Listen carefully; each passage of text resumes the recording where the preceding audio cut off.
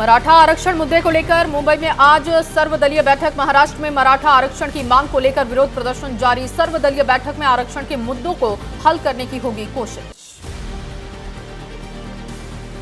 मराठा आरक्षण को लेकर महाराष्ट्र कैबिनेट में बड़ा फैसला। मराठाओं को जल्द दिया जाएगा कुंडी सर्टिफिकेट।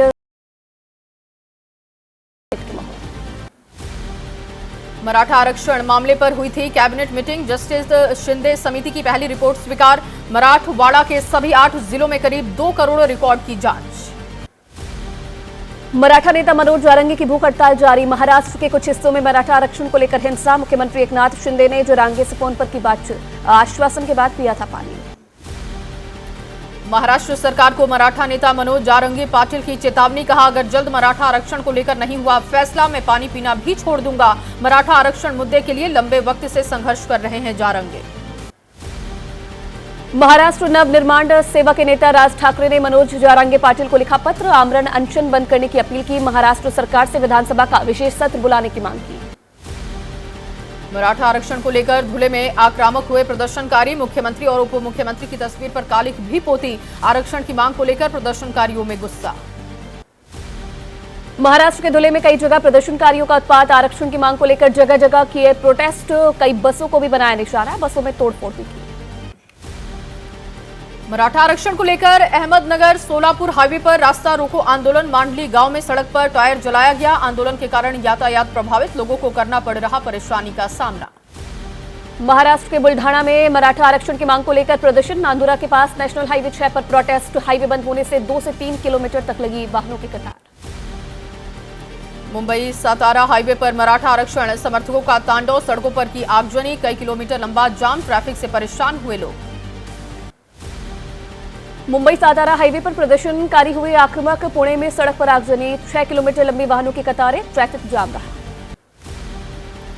मराठा आरक्षण की मांग को लेकर पुणे बेंगलुरु हाईवे पर भी प्रदर्शन देखने को मिला। पुल के पास प्रदर्शनकारियों ने रास्ता रोका। ट्रैफिक ठप हुआ। मराठा समुदाय को तत्काल आरक्षण दिए जाने की मांग। पुणे के इंदापुर में मराठा आंदोलनकारियों का प्रदर्शन। मराठा आरक्षण की मांग को लेकर टावर पर चढ़े प्रदर्शनकारी। मराठा आरक्षण को लेकर सोलापुर मराठा क्रांति मोर्चा ने रोकी है रेल। रेलवे ट्रैक पर जलाया गया टायर। ट्रेन रोककर चढ़कर प्रदर्शन किया गया। ट्रेन को आगे बढ़ने से रोका गया।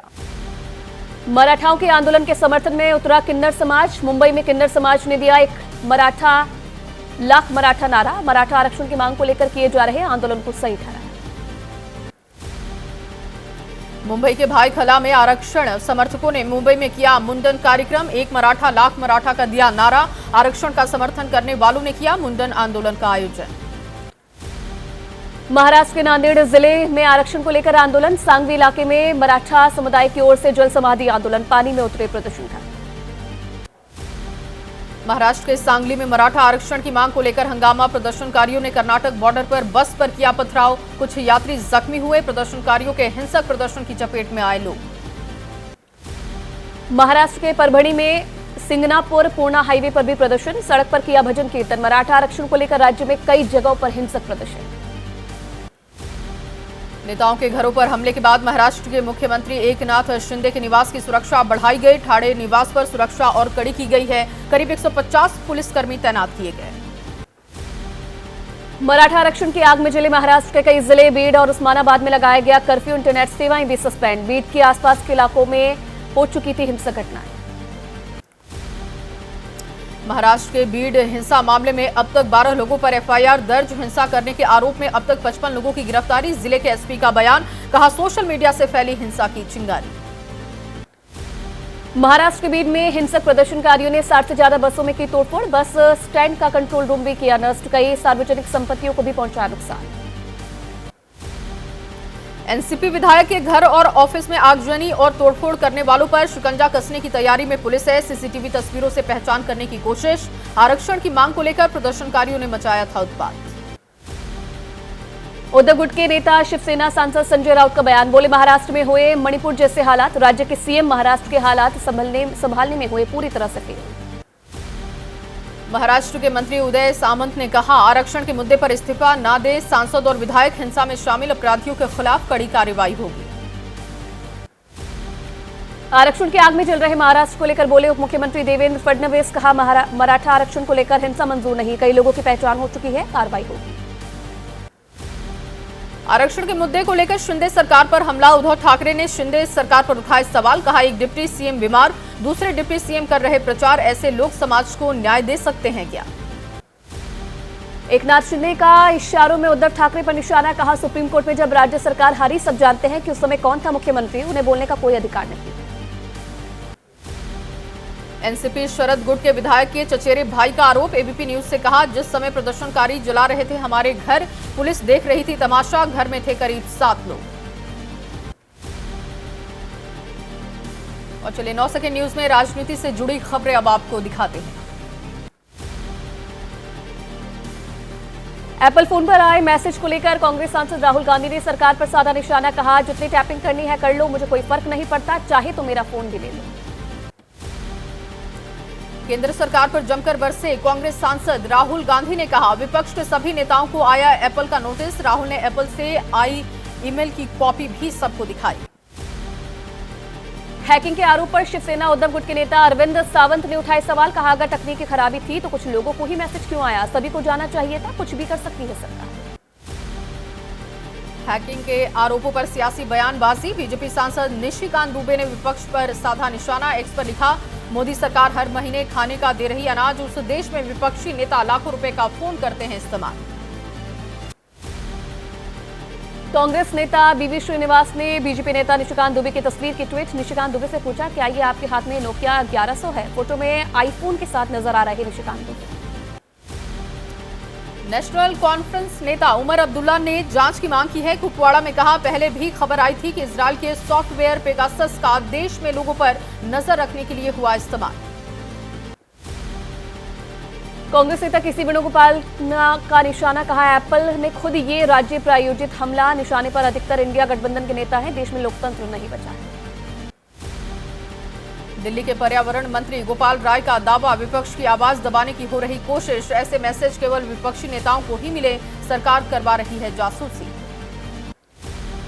कांग्रेस नेता पवन खेड़ा का बयान। कहा देश जानना चाहती है कि मोदी सरकार ऐसा क्यों करा रही है। एप्पल कह रहा है कि स्टेट स्पॉन्सर्ड अटैक, तो क्या सरकार से सवाल नहीं पूछे? समाजवादी पार्टी के अध्यक्ष अखिलेश यादव ने लगाया जासूसी का आरोप। कहा जासूसी हो रही, मोबाइल सर्विलांस पर लिया जा रहा है, जासूसी से लोकतंत्र के लिए बड़ा खतरा। विपक्ष के आरोपों पर बोले केंद्रीय मंत्री पीयूष गोयल ने कहा है कि विपक्ष को हर चीज में दिखती है साजिश। एप्पल ने बता दिया है कि ये किसी प्रकार की खराबी है, इसकी जांच होगी। बीजेपी नेता रविशंकर प्रसाद का बयान। कहा मैसेज आने वाले सवाल का एप्पल देगा जवाब। बीजेपी के खिलाफ निराधार आरोप लगा रहा विपक्ष, सिर्फ सरकार को बदनाम करने की साजिश। केंद्रीय आईटी मंत्री अश्विनी वैष्णव का बयान। मामले की तह तक जाएंगे, हमारे आलोचक लगातार लगाते रहते हैं झूठे आरोप। एप्पल ने 150 देशों में एडवाइजरी जारी की।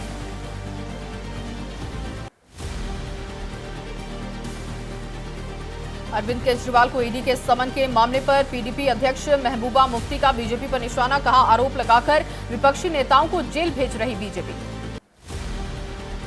चंडीगढ़ में आम आदमी पार्टी के प्रवक्ता मलविंदर कंग ने कहा है कि केंद्र सरकार एजेंसियों का इस्तेमाल करके सिर्फ लोगों को डराना चाहती है, ईडी सीबीआई का डर दिखा रही है सरकार। विधानसभा चुनाव से जुड़ी अहम खबरों की बात अब 9 सेकंड न्यूज में। बीजेपी की केंद्रीय चुनाव समिति की आज बैठक। राजस्थान चुनाव के लिए प्रत्याशी के नाम पर लगेगी मोहर। अभी तक 76 सीटों पर बीजेपी उम्मीदवार घोषित।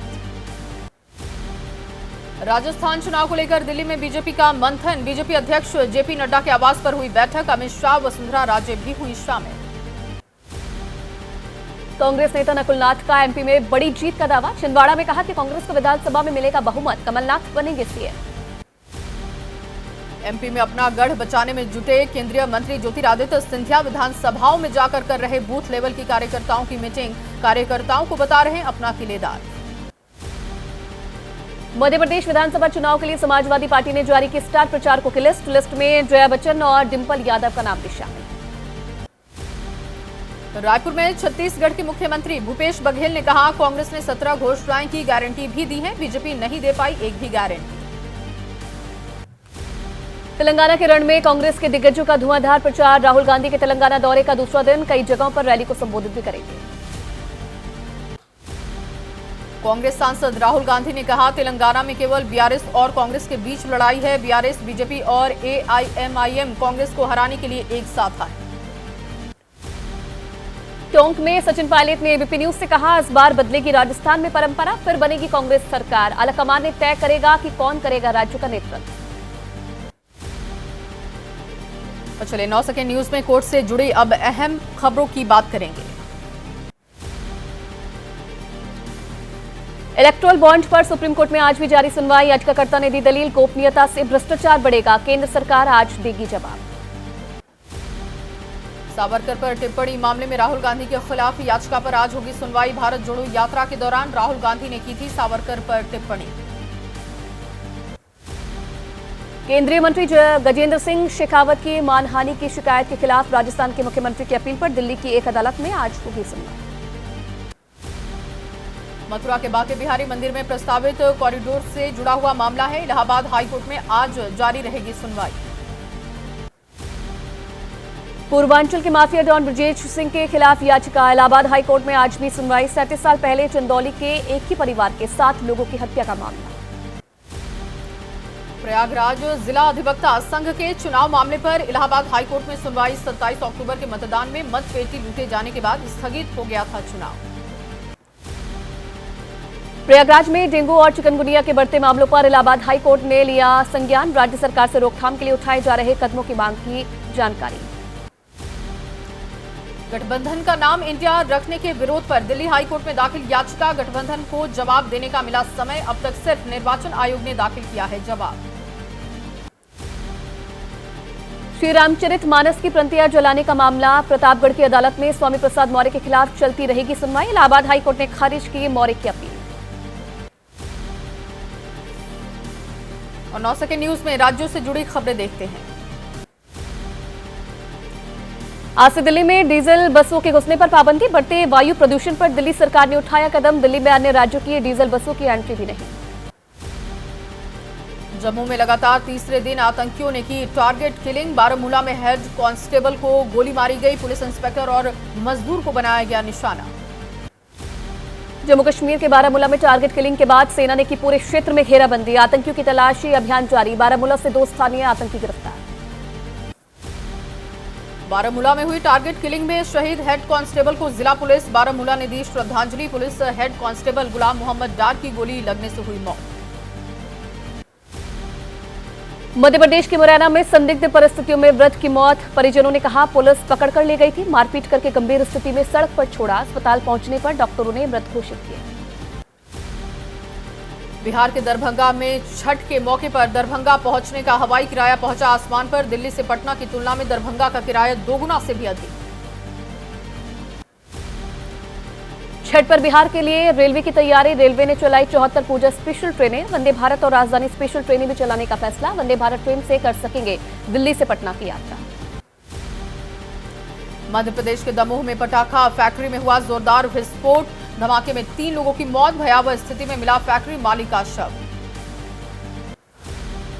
प्रयागराज जंक्शन स्टेशन पर एक्सप्रेस ट्रेन हुई डिरेल। इंजन और एसएलआर कोच पटरी से उतरे। मौके पर मची अफरा तफरी। ट्रेन में सवार सभी रेल यात्री पूरी तरह से सुरक्षित। आज करवा चौथ का त्योहार। करवा चौथ की पूजा का शुभ मुहूर्त शाम 5:36 से लेकर शाम 6:54 तक। और 9 सेकंड न्यूज में अब वक्त क्राइम से जुड़ी बड़ी खबरों का। बेंगलुरु में बकाया पैसा मांगने पर कार से कुचलने का आरोप लगा है। मृतक कार बेचने के बाद मांग रहा था बकाया। आरोपी सहित 3 लोगों की गिरफ्तारी। कोची कन्वेंशन सेंटर ब्लास्ट मामला। आरोपी डोमिनिक मार्टिन के घर से पुलिस को मिले सुराग। कई बोतलें, तार और बैटरियां भी बरामद। पुलिस ने बारीकी से की छानबीन। कोची ब्लास्ट मामले में आरोपी डोमिनिक मार्टिन को स्थानीय अदालत ने 29 नवंबर तक न्यायिक हिरासत में भेजा। ब्लास्ट में 3 की गई थी जान। 50 से ज्यादा लोग हुए थे जख्मी। दुबई से शरीर में छिपाकर लाया गया 46 लाख का सोना लखनऊ एयरपोर्ट पर पकड़ा गया। बिहार का रहने वाला है आरोपी। यूपी के सिद्धार्थनगर में नेपाल सीमा के पास शॉपिंग कॉम्प्लेक्स में हुआ भयंकर विस्फोट, 2 की हुई मौत, 4 लोग धमाके की चपेट में आने से हुए घायल। 1.5 किलोमीटर तक सुनाई दी धमाके की गूंज। 5 नवंबर को होने वाले भारत बनाम दक्षिण अफ्रीका का मैच ब्लैक में टिकट बेचते पकड़ा गया शख्स 11,000 में बेच रहा था 25,000 रुपए का टिकट। बिहार के सिवान में लड़की ने खुद का झूठा अपहरण कराकर मांगी 60 लाख रुपए की फिरौती। 12 घंटे के अंदर लड़की को बरामद कर पुलिस ने गुत्थी सुलझाई। यूपी के प्रतापगढ़ में पैसे के लेन देन में एसपी नेता की दोस्तों ने कर दी हत्या। नदी से शव को बरामद किया। शिकायत दर्ज कराने पहुंची बुआ की भी संदिग्ध मौत पर मामला गरमाया।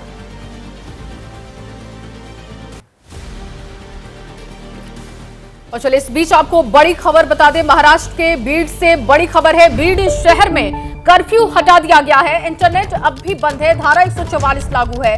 हिंसा के आरोप में 90 गिरफ्तार अब तक हो चुके हैं। बीड में सोमवार को हिंसा हुई थी, जिसके बाद वहां पर कर्फ्यू लगा दिया गया था। हालांकि कर्फ्यू हटाया गया है, लेकिन धारा 144 अभी भी है।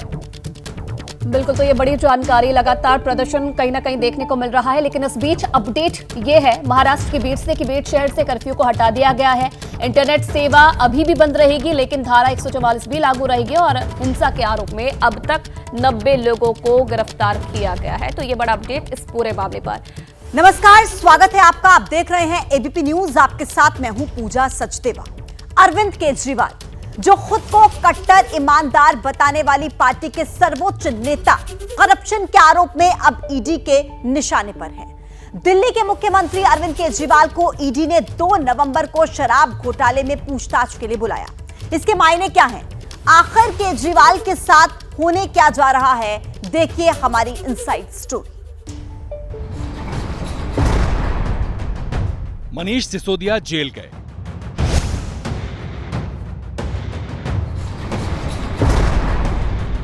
संजय सिंह जेल गए।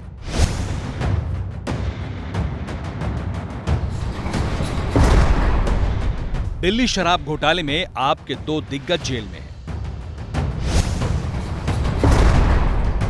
अब क्या केजरीवाल पर गिरफ्तारी की तलवार लटक रही है? क्या शराब घोटाले में केजरीवाल गिरफ्तार हो सकते हैं?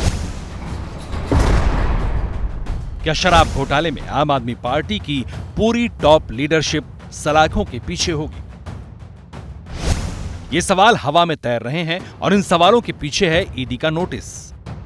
शराब घोटाले की जांच कर रही ईडी ने आम आदमी पार्टी के राष्ट्रीय संयोजक और दिल्ली के मुख्यमंत्री अरविंद केजरीवाल को 2 नवंबर को पूछताछ के लिए तलब किया है। ईडी के दफ्तर से केजरीवाल के नाम का नोटिस निकला तो आम आदमी पार्टी सीधे केंद्र सरकार पर हमलावर हो गई। 2 नवंबर को जब अरविंद केजरीवाल को बुलाएंगे तो ईडी उनको भी अरेस्ट करके जेल में डाल देगी। भारतीय जनता पार्टी और प्रधानमंत्री नरेंद्र मोदी जी को पता है कि वो चुनाव में अरविंद केजरीवाल को, आम आदमी पार्टी को नहीं हरा सकते हैं। तो इसलिए अब आम आदमी पार्टी को खत्म करने के लिए आम आदमी पार्टी के एक नेता को जेल में डाला जा रहा है। छापेमारी की बात है, आज तो हर एक पे छापा पड़ रहा है। कौन किसके लिए शोक मनाए? तो हर राज्य के अंदर जो अपोजिशन पार्टीज हैं उनके पीछे पड़े हुए हैं। तो इसके अंदर तो सभी लोग जो है इसको सह रहे हैं, इसको देख रहे हैं। इससे पहले अप्रैल के महीने में शराब घोटाले में केजरीवाल से पूछताछ हुई थी। 14 अप्रैल को सीबीआई ने केजरीवाल को पूछताछ के लिए बुलाया था। 16 अप्रैल को सीबीआई ने केजरीवाल से करीब 9.5 घंटे पूछताछ की थी। तब केजरीवाल से सीबीआई ने शराब घोटाले से जुड़े 56 सवाल पूछे थे। तब सीबीआई ने कहा था कि 2 प्रमुख गवाहों ने एजेंसी को बताया है कि अरविंद केजरीवाल की मौजूदगी में आबकारी नीति की ड्राफ्ट कॉपी तैयार की गई है और उसके साथ ही आबकारी अधिकारी को दी गई और लागू की गई।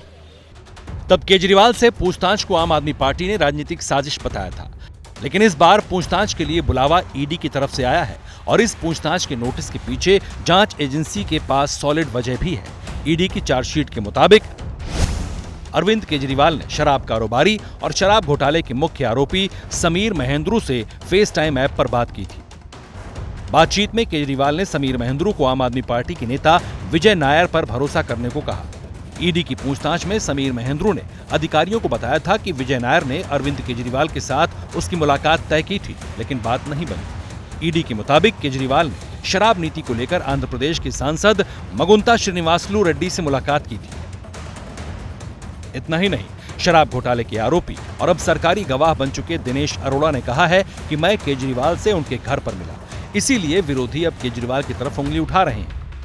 क्या इतना बड़ा स्कैम बिना केजरीवाल के आशीर्वाद से हो सकता है क्या? तो गलती करेंगे आप, भ्रष्टाचार करेंगे आप, अपराध करेंगे आप, और कार्रवाई होगी तो परेशानी है। मनीष सिसोदिया, संजय सिंह सभी बार बार कहते थे कि पूरा ये मामला बिल्कुल फर्जी है। आज तक अरविंद केजरीवाल ने इस पूरे महाघोटाले पर एक शब्द स्पष्टीकरण का नहीं कहा। दिल्ली में जिस दिन नई शराब नीति लागू हुई थी, उसी दिन से इसमें घोटाले का आरोप लगता रहा है। केजरीवाल सरकार ने 22 मार्च 2021 को नई शराब नीति का ऐलान किया था। 17 नवंबर 2021 को नई शराब नीति लागू की गई है। 8 जुलाई 2022 को दिल्ली के मुख्य सचिव नरेश कुमार ने नई शराब नीति में घोटाले का आरोप लगाया। 22 जुलाई 2022 को उपराज्यपाल ने मुख्य सचिव की रिपोर्ट के आधार पर सीबीआई जांच के आदेश दिए थे। सीबीआई जांच का आदेश होने के बाद 30 जुलाई 2022 को दिल्ली सरकार ने नई शराब नीति को वापस लेने का फैसला किया। 17 अगस्त 2022 को सीबीआई ने शराब घोटाले में पहली एफआईआर दर्ज की थी। तब सीबीआई ने 13 लोगों के खिलाफ केस दर्ज किया था। मुझे लगता है इस पूरे लीकर मामले में सियासत का कोई लेना देना नहीं। एलजी ने इसको सीबीआई जांच के लिए दिया था, सीबीआई ने जांच की, उसके बाद ईडी ने जांच की, उसके बाद मनीष सिसोदिया की गिरफ्तारी हुई और ये बहुत स्पष्ट कहा कि 144 करोड़ रुपए की लाइसेंस फीस कोरोना का बहाना लेकर किस आधार पर माफ की गई, 30 करोड़ रुपए एक वेंडर के किस आधार पर माफ किए गए। मुझे लग रहा है 36 जोन में दिल्ली को कैसे बांटा गया, ये पूरा जो स्कीम था ये पूरा सुनियोजित था। शराब घोटाले में मनीष सिसोदिया और संजय सिंह की गिरफ्तारी के बाद अब केजरीवाल से पूछताछ की तैयारी है, लेकिन ये पूछताछ ऐसे वक्त में हो रही है जब 5 राज्यों में विधानसभा चुनाव है। विपक्ष बीजेपी के खिलाफ एकजुट हो रहा है, इसलिए आरोप लगाए जा रहे हैं कि सरकार चुन चुनकर विपक्षी नेताओं को निशाना बना रही है। अगर सब संस्थाएं पॉलिटिकल लोगों के पीछे लग जाएंगी, अरविंद केजरीवाल को ईडी का नोटिस मिल गया, इनकम टैक्स, ईडी, सीबीआई, इनका नोटिस कोई भी दे सकता है।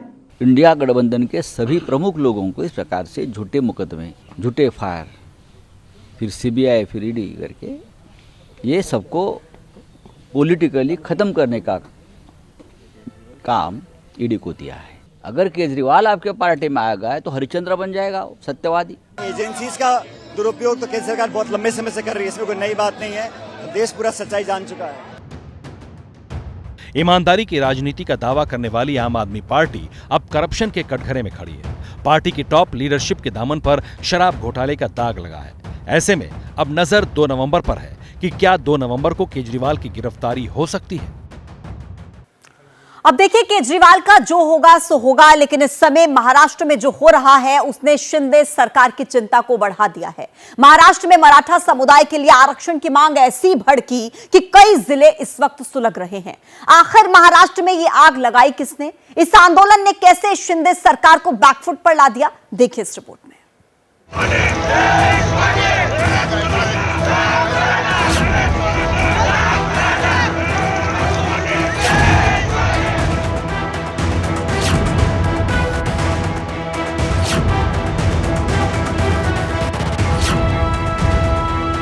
विधायकों और नेताओं के घर और दफ्तर जलाए गए, कहीं गाड़ियों में आग लगाई जा रही है, कहीं बसों में तोड़फोड़ की जा रही है। महाराष्ट्र के कई जिलों में इस समय भीषण अराजकता का आलम है। जहां देखो वहीं भीड़ मराठा आरक्षण की मांग को लेकर उपद्रव पर आमादा है। विधायकों के घर, दफ्तर ही नहीं, पार्टियों के दफ्तर भी टारगेट पर है। ऐसा लग रहा है कि महाराष्ट्र में उपद्रवी भीड़ के सामने पूरा सिस्टम सरेंडर कर गया है।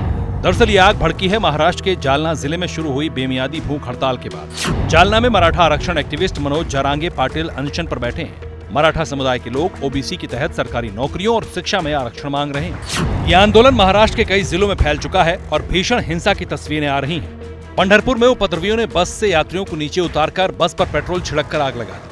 बीदर जिले के भालकी तालुका में उपद्रवियों ने कर्नाटक ट्रांसपोर्ट की बस को आग लगा दिया। कोल्हापुर जिले के शिरोल में एसटी बस में तोड़फोड़ की गई। पुणे में हाईवे पर आगजनी कर दी गई, जिससे मुंबई सातारा हाईवे पर करीब 6 किलोमीटर लंबा जाम लग गया। वहीं नांदूर के पास नेशनल हाईवे 6 पर मराठा आंदोलनकारियों के विरोध प्रदर्शन के चलते कई किलोमीटर लंबा जाम लगा। इस आंदोलन के दौरान भीड़ ने उन विधायकों को भी निशाना बनाया जो कि आरक्षण की मांग पर उनके साथ खड़े नहीं हैं। भीड़ में जिन विधायकों या नेताओं के घर पर आगजनी की गई उनमें शामिल हैं एनसीपी अजित पवार गुट के विधायक प्रकाश सोलंकी, एनसीपी अजित पवार गुट के विधायक संदीप क्षीरसागर, शिवसेना नेता कुंडलिक खांडे का ऑफिस, बीड में एनसीपी शरद पवार गुट का ऑफिस, बीड में नगरपालिका की इमारत। मेरे पीछे जो ये बिल्डिंग देख रहे हैं 4 मंजिला इमारत, ये एनसीपी शरद पवार गुट का पार्टी दफ्तर है, जिला दफ्तर है, जिसको कल आंदोलनकारियों ने आग के हवाले कर दिया। उसके बाद ये तस्वीर देखिए आज सुबह की कि किस तरीके से जो बिल्डिंग का आधा हिस्सा है वो पूरी तरीके से आग की चपेट में आ गया है। आपको चारों तरफ जो है वो कुर्सियां जली हुई दिखाई दे रही होंगी, साथ ही साथ पार्टी का जो झंडा है वो भी यहाँ पे आपको दिखाई दे रहा होगा। इससे भयभीत कुछ मराठा विधायक पार्टी लाइन छोड़कर आज मुंबई में राजभवन के बाहर प्रोटेस्ट करने पहुंच गए। इनमें एनसीपी अजित पवार गुट, शिवसेना उद्धव गुट और कांग्रेस के विधायक शामिल थे। वहीं मुंबई के भायखला में मराठा समुदाय के लोगों ने सरकार के रुख के खिलाफ सामूहिक मुंडन आंदोलन किया। महाराष्ट्र सरकार ने 2018 में मराठा आरक्षण बिल विधानसभा में पास किया था, जिसमें मराठा समुदाय को 16% आरक्षण को मंजूरी दी गई थी। 2021 में सुप्रीम कोर्ट ने मराठा समुदाय के लिए सरकारी नौकरी और शैक्षणिक संस्थानों में आरक्षण को रद्द कर दिया। एससी के 1992 के आदेश के मुताबिक किसी भी राज्य में 50% से ज्यादा आरक्षण नहीं दिया जा सकता।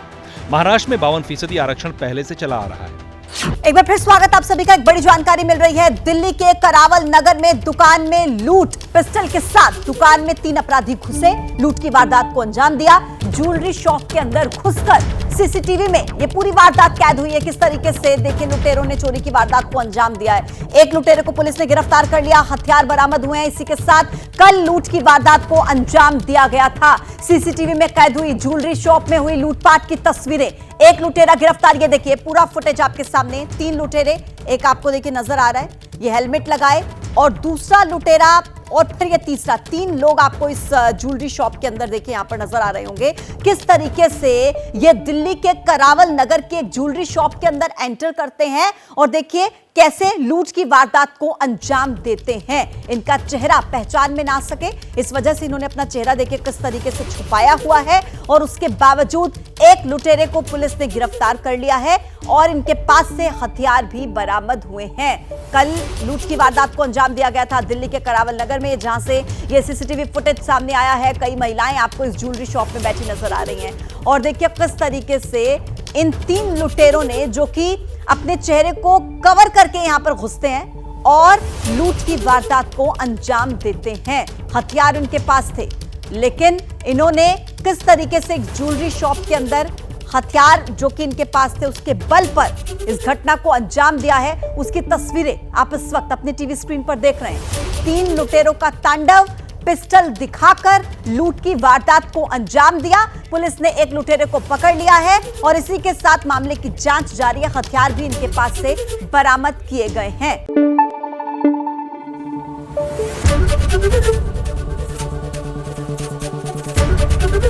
एबीपी न्यूज आपको रखे आगे।